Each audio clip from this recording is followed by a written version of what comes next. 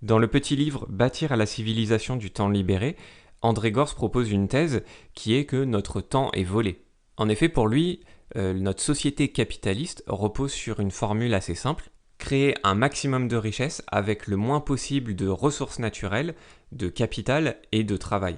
Et le constat qu'on fait depuis des dizaines d'années, c'est que l'objectif est plutôt réussi puisqu'on crée un maximum de richesses et de plus en plus de richesses, alors que le travail, le volume global de travail, lui, baisse de plus en plus. Et donc on peut dire objectivement que la productivité, due à l'évolution des machines, à l'évolution des logiciels et tout cet essor du numérique, et aussi à la hausse de la qualification des employés, donc cette productivité, comme elle ne cesse d'augmenter, eh ben le temps de travail collectif qui est nécessaire pour faire fonctionner notre société baisse. C'est mécanique, c'est juste mathématique. L'auteur nous dit donc que l'équilibre entre temps de travail et temps libre doit donc automatiquement évoluer en faveur du temps libre. Face à ce constat, on a deux choix. Le premier choix, c'est de bâtir une société du temps libéré.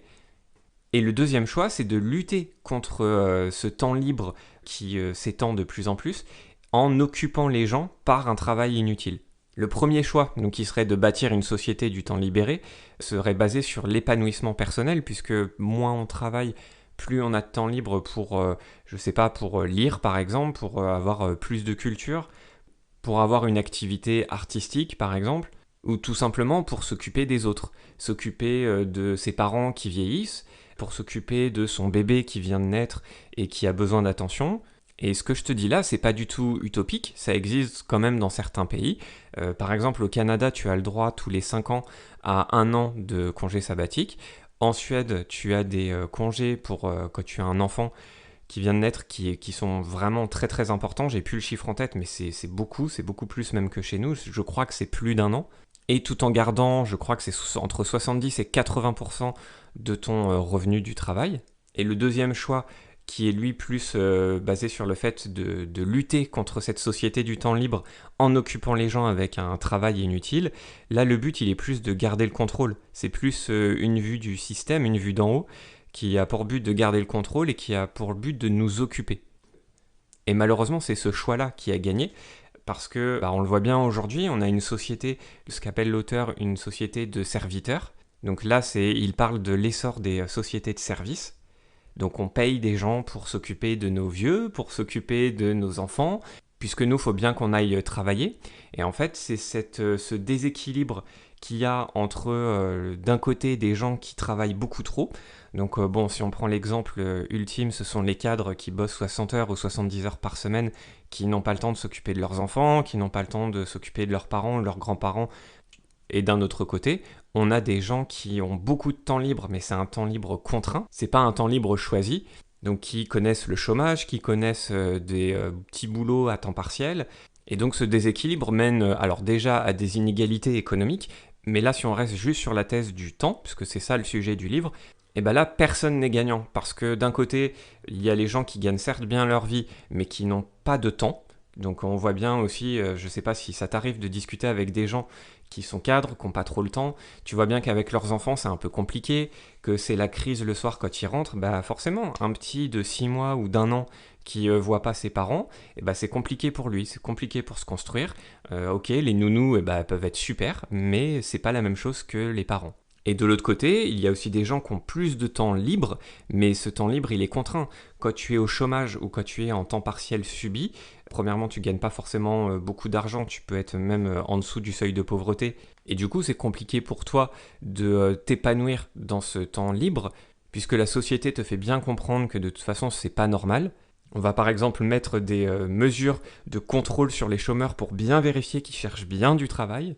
Donc de toute façon, dans ce cadre-là, le temps libre, que tu en aies peu ou beaucoup, de toute façon, c'est un temps libre contraint et qui n'est pas du tout basé sur l'épanouissement de la société. Face à ça, il y a des solutions possibles, des solutions concrètes. La première qui est évoquée, c'est la baisse du temps de travail légal. Alors ici, au lieu d'avoir un dogme en disant voilà, il faut qu'il y ait un temps de travail qui soit le même pour tout le monde, l'auteur propose quelque chose quand même de plus souple, qui pourrait varier selon les branches professionnelles. Et là, je te renvoie à la vidéo que j'ai faite sur le chemin de l'espérance, où Edgar Morin insistait un petit peu sur la même idée. où le temps de travail peut être modulé en fonction de l'intérêt d'un travail.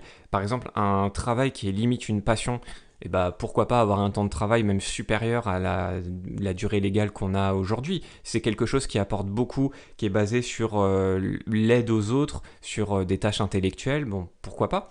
Et d'un autre côté, si tu as un travail un petit peu aliénant physiquement, pourquoi pas aussi avoir une baisse du temps de travail, mais à ce moment-là qu'il soit compensé, et là c'est la deuxième solution qui est amenée par l'auteur, c'est un espèce de binôme entre revenu du travail et revenu social.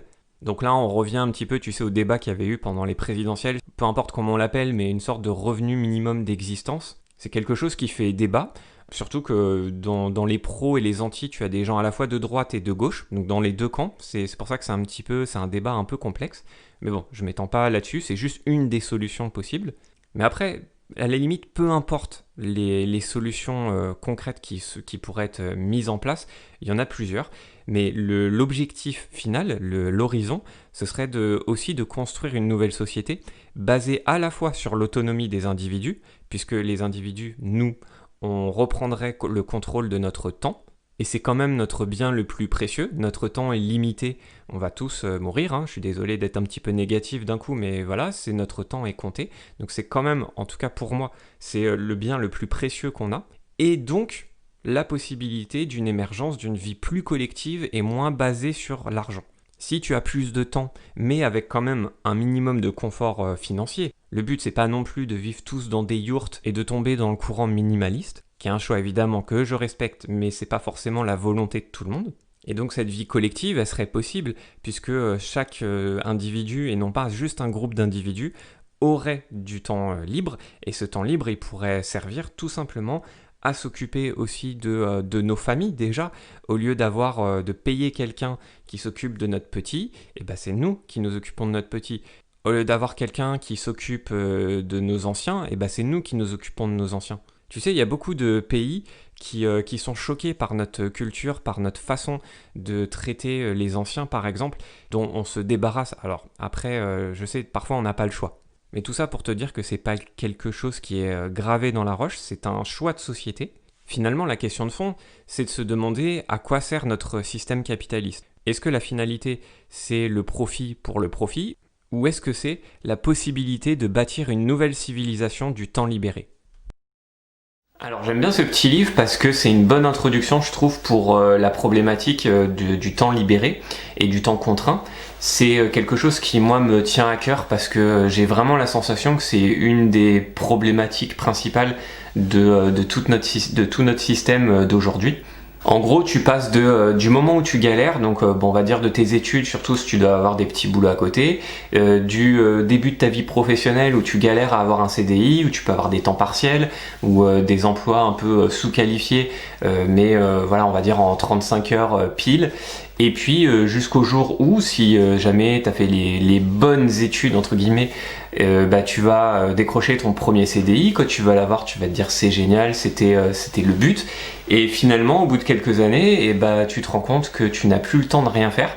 Et la problématique du coup est différente. Certes, tu as la sécurité de l'emploi, comme on dit, et encore que, mais tu as de nouvelles problématiques et je trouve que cette problématique, elle est vraiment pas mise en avant par les pouvoirs publics, par les journalistes, etc. Évidemment que la problématique de l'emploi, de la pauvreté, etc., c'est une problématique juste majeure, mais cette problématique du temps libre, pour moi, c'est pas juste un petit truc annexe, c'est quelque chose d'important parce que derrière, il y a des grandes questions, comme je le disais dans la présentation, sur la relation qu'on a avec nos anciens, sur le fait de comment on élève nos enfants aussi, et puis aussi comment on s'épanouit personnellement dans notre vie. Donc ce petit livre, c'est une bonne introduction, il est très court, hein, comme tu le vois. Donc ça répond pas à toutes les questions, ça survole le côté concrètement comment on fait, quelles mesures politiques concrètes on peut appliquer pour aboutir à ce type de système. Mais l'auteur nous propose aussi des livres, des références qui vont plus loin apparemment sur ces sujets-là, donc moi que j'ai pas encore lu mais qui m'intéresse. Notamment, il y a un livre qui s'appelle La Révolution du temps choisi. Donc ça, a priori, c'est quelque chose que je vais lire. Peut-être pas tout de suite, mais voilà, je pense que c'est quelque chose qui fera partie de ma liste de livres à lire. Et si je le lis, je manquerai pas de t'en faire un résumé sur cette chaîne. En attendant, je te souhaite une bonne journée et je te dis à demain pour le prochain livre. Ciao!